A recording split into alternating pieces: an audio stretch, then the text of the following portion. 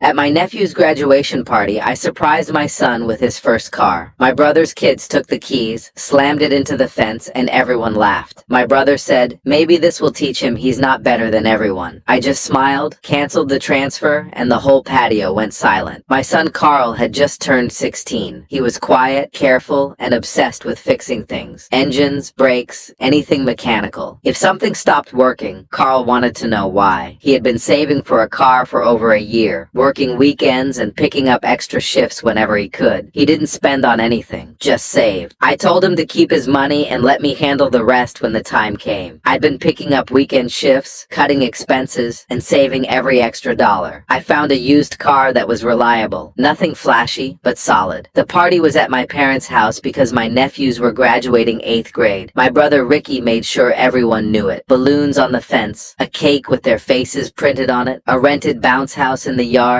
His kids ran around throwing things, grabbing whatever they wanted while Ricky laughed like it was harmless. Carl stayed close to me, holding the envelope with the keys and paperwork inside. He had been asking questions all week about insurance and maintenance. Before lunch, one of Ricky's kids grabbed the keys off the table and started swinging them around. Carl said, please don't, those are mine. Ricky looked over and shrugged, then don't leave them out. My mother laughed and said, he's always been too serious. Carl took the keys back and sat by himself near the porch steps. After everyone ate, my parents told my nephews to open gifts. They got cash, sneakers, gaming chairs, and new phones from Ricky. Everyone clapped like they'd earned something. Then my mother looked at me and said, don't you have something for Carl too? Or are we only celebrating one kid today? She said it with that same tone. I handed Carl the envelope. His hands shook when he opened it. Inside were the keys, the signed title, and a note I'd written that said, take care of it and it'll take care of you. Carl looked up at me. Dad, you actually bought it? Every penny, I said. His face changed. Not loud excitement, something deeper. He hugged me so hard the chair scraped behind me. Can we see it? He asked. We walked outside. The car was parked by the curb. Clean, full tank, ready. Carl just stood there staring at it. Ricky followed behind us. His smile was gone. One of my nephews leaned against the hood like it was already his. This is what you got? He said. It's nothing special. One of Ricky's kids snatched the keys out of Carl's hand. Carl reached for them, but another grabbed them first and held them up. Relax, he said. Let's see if it even runs right. Give them back, Carl said. Ricky didn't move. My father chuckled. Boys mess around. Let him toughen up. One of them got into the driver's seat. The engine started. The others piled in, laughing. Carl froze. Stop, I said. Ricky leaned against the porch. They're just testing it. The car jerked forward too fast, tires spinning on the gravel, then slammed straight into the wooden fence at the edge of the yard. The sound cracked through everything. The hood bent. The headlights shattered. For a second, it was quiet. Then the laughter started. Ricky laughed first. My parents followed. Maybe this will teach him he's not better than everyone, Ricky said. Carl stood there shaking, staring at the front of the car like he couldn't process it. I walked over and looked at the damage. It wasn't small. This wasn't something you just fix. I turned back to Ricky. He shrugged. It's just a car. My mother covered her mouth, laughing. My father shook his head. You made a big show of it. What did you expect? Carl's eyes were red, but he didn't cry. He just stood there. I didn't yell. I didn't threaten. I pulled out my phone, opened my banking app, and canceled the scheduled payment for my nephew's graduation gift. Ricky knew exactly what it was. I had promised to help him cover a private league deposit, $2,000 due Monday. I smiled and put my phone back in my pocket. The patio went quiet. Ricky's face changed first, then my mother's. What did you just do? She asked. Close my wallet, I said. Later in the kitchen, Mom cornered me. You embarrassed your brother. His kids wrecked Carl's car, and you ruined their chance over an accident? Ricky walked in behind her. You're really going to punish my sons because yours can't take a joke? I looked at him. You let them take the keys. Ricky shrugged. Fix the car. They destroyed it. Buy another one. My father came in last. Family doesn't keep score. That almost made me laugh because I had never kept score. I had just paid. Ricky's repairs, Mom's bills, Dad's shortages, fees. I went home that night and opened every bank statement. I made a spreadsheet, dates, amounts, excuses. Temporary loan, just until Friday. I'll pay you back. The total was $31,480. I sat there staring at it while Carl sat in his room, silent. The next morning, Mom called. Ricky is still short. Don't make this ugly. No, you promised. Before yesterday, Carl got his car. They should get their chance too. Carl earned his car. They destroyed it. She hung up. 2 days later, I got an alert from my credit card. A charge I didn't make. Ricky had used the emergency emergency card I'd given Mom years ago. I called her. Why is there a charge? He needed it. That wasn't for that. It's family. That night, I canceled the card, disputed the charge, and removed her access. Then I changed the locks on the storage unit Ricky had been using. Inside were things he claimed he didn't own. I sent him one message. 7 days. He called. I didn't answer. Meanwhile, I had the car assessed. It was worse than it looked. Not worth repairing. I started saving again. Faster this time. Carl didn't ask for anything. That made it worse. A few weeks later, I found another car. Better. Safer. I didn't tell anyone. When Carl saw it, he didn't react the same way. He just nodded once. I'll take care of it, he said. Ricky didn't believe I would really stop helping. He believed I'd cool down, apologize, and go back to covering things like always. Then his landlord called me. Ricky had listed me as his backup payer without telling me. Same with a few other bills. Same pattern. When they called, I told the truth. I am not responsible for his payments. I did not agree to guarantee anything. The person on the phone paused. He listed you as a financial reference. Then he lied. 2 weeks later, Ricky showed up at my house, pounding on the door while Carl was inside. "You're making me look like a criminal," he yelled. I opened the door but didn't step outside. "You did that yourself." He shoved a folded paper toward me. "Notices, overdue balances, deadlines. Fix it," he said. "Call them and say it was a misunderstanding." I looked at the paper, then back at him. "Was it?" His face changed. "You think your kid is better than everyone because he got a car?" "No," I said. "I think he deserved better than what you did to him." That made him step closer, voice louder. "It was an accident. You let them take the keys," I said. He didn't answer that. He just stood there, breathing hard, waiting for me to back down. I didn't. I closed the door. Then my mother came later that day, quieter, holding a folder. "Your brother is drowning," she said. "He's been drowning for years," I said. "I was covering it. You're tearing this family apart." "No," I said. "I stopped paying to keep it together." She pushed the folder toward me. Bills, notices, things I'd seen before, just with different dates. Then I saw something new. My name listed on documents I never signed. I flipped through them slowly. "Where did these come from?" She didn't answer directly. He needed help. I took pictures of everything. Then I made a few calls. Not emotional, not angry, just clear. I told them I had not authorized anything, that I was not responsible, that my name had been used without permission. I didn't add anything extra. I didn't exaggerate. I just stopped protecting them. By the end of the month, things started closing in. Payments were demanded in full. Accounts tightened. Options disappeared. Ricky's situation unraveled faster without someone smoothing it over. My father called, angry. "Do you know what you've done?" I answered questions, I said. "Now everything's falling apart," he snapped. "It was already falling apart," I said. "I just stopped holding it up." That didn't calm him down. Nothing would have. A few days later, Ricky's wife called me. Her voice was different. "He told me you owed him money," she said. I sent her everything. The transfers, the amounts, the timeline. Every time I had stepped in, there was a long silence on the other end. "He said you never helped," she said quietly. After that, things moved on their own. Arguments happened that I wasn't part of. Stories started falling apart without me saying anything. My father tried calling again. Said I made them look bad. I told him they did that themselves. He said I was too sensitive. I hung up. Weeks later, Ricky showed up again, but this time he didn't yell. "You ruined everything," he said. I looked at him. "No," I said. "I just stopped fixing everything."